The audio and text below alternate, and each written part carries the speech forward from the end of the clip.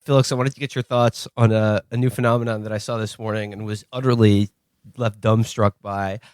I'm talking about the Burger King, the BK's new ad campaign, where they sell pissed meals and DGAF meals for depressed young millennials. They had a really good unhappy meal. They had They had a really good short film where it was just like different types of people who were depressed and pissed. Like a woman's boss is a Me Too guy, and this girl gets bullied at school, and this guy wakes up and he's like, damn, I woke up again today. Fuck. There's a teen mom. There's a teen mom. There's a girl who goes to school and someone carved skank into her locker with like a knife. Fuck, I'm going to high school in 1986 again.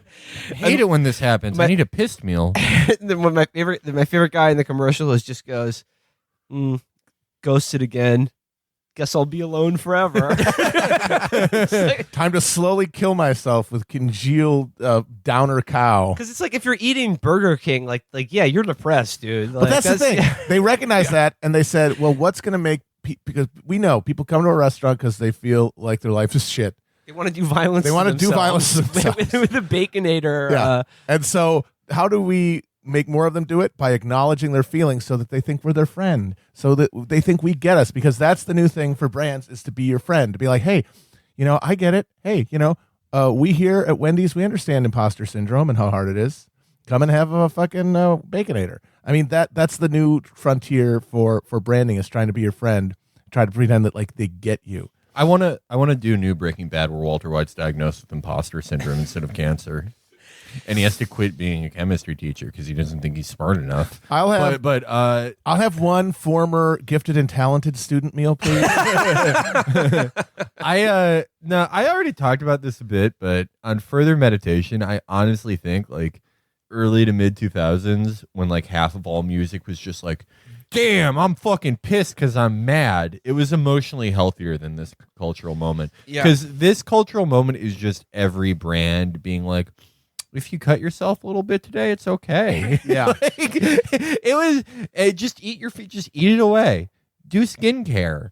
Watch The Adventures. Do whatever. And back then it was just like, if you're pissed, just go crazy. Yeah. Break stuff. Yeah, fucking punch your bed, dude. That's what drywall's for. Yeah, say something bad on Xbox Live. You can't get fired for that yet. Unless you're like most people in 2003 and just use your full name on Xbox Live. In that case, it's very easy, but otherwise go crazy. Whereas now, if they were to remake the Jeremy video, the Pearl Jam video, in the end of the song, Uber Eats would show up and give him a fucking Whopper. This is just profoundly unhealthy, because it just shows these like photogenic people being like, damn, feeling like I want to kill myself. Good thing I got fries. The subtext is just like, just shovel all your feelings down. Just shove them down. We should all feel like this. Yeah. Everyone who eats this food should feel like this all the time. But it's okay, because you can just inure yourself with just fucking factory farmed garbage. That's the funniest part. So I read the article about this. They're different boxes. They're different colors. One's blue. That's for sad people. One's red. That's for pissed people. One is don't give a fuck. I don't know what that means. DGAF. That one is like the don't give a fuck burger. Honestly, that should just be like random scraps that they just swipe off the counter into it. Scrape off like the we don't give a fuck either, buddy. But they're all the same meal. It's just a Whopper and fries. They're no different. So it's how much more like perfectly emblematic can you get? You got this rich texture of, ooh, look at all the different feelings you can feel at Burger King. But in reality, it's just the same like corn slurry fried and shaped into the same forms. That's it. But imagine you're a cow who was killed in front of his mother, who is then ripped apart. So you could just, some middle manager could be like, I'm feeling like DGAF today. And there's no toys. Morrissey is so right. There's no toys in the meal. Yeah. I mean, the fucking piss meal should come with a gun and one bullet. No, honestly. They should come with some sort of adult Happy Meal toy. It would be so funny if you're like, this is going to be a hit in Ohio and only Ohio. Because like someone's they're gonna do their favorite thing that they do in the Midwest, which is almost get into a fight in a parking lot, and then to like show that show how they're really feeling, they're gonna order a DGAF meal. Or you and your wife are fighting, and you wordlessly both order pissed meals and go to opposite corners of the Burger King. Avoid eye contact, just tear into those burgers. Oh man, The- what a bad time. awful What a time. Well, the Blue point you bad made is time. that brands, which we've now gone over a decade, without Deftones or Korn, and brands have taken that space. Right, that's what I've said. Like, it used to be you could turn on music and like, or all culture, there was like a vast ocean of feeling. Like, if you were depressed and wanted to get out of it, you could listen to Thug Motivation. Yeah, Like, now every yeah. song is just like, we're gonna party, beep, boop, boop, beep, boop, boop, boop. We're gonna party, beep, boop, boop, boop, beep, beep, boop. That's every song. Well, I don't think it's a coincidence that now is the era where we try to read more meaning into sort of like meaningless algorithmic or same thing being produced by Swedish men songs that are just like, it's fun to hold hands with a boy. Yeah. Because it's all Scandinavians who write these music, and those guys don't have any emotions. Right. So they're translating that. Now all of our musical is just this like totally fried circuit, no emotions, like could put out a cigarette in your palm and not feel anything emotional register because it's all being made by the same anhedonic Swedes. We need pissed Americans making music again. Right. And like people make fun of the Deftones because all their fans had Vegeta haircuts and wore bondage pants. But they didn't need a meal to show their feelings.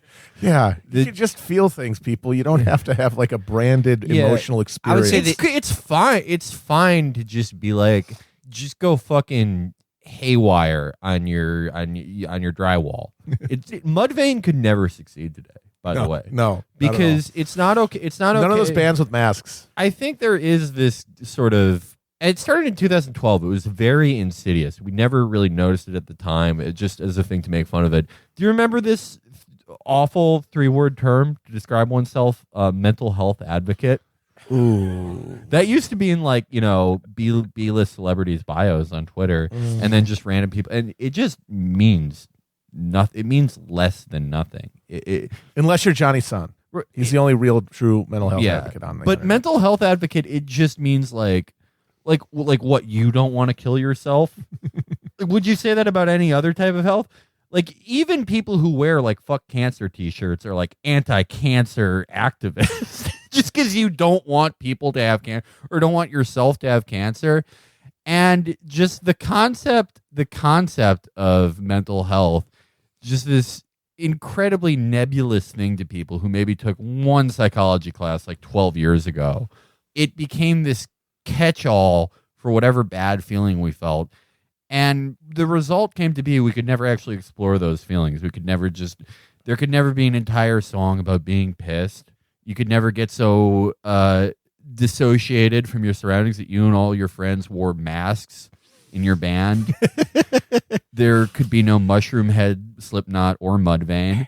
And it just became like this big communal, impersonal group hug that doesn't make anyone feel better. Now we have this.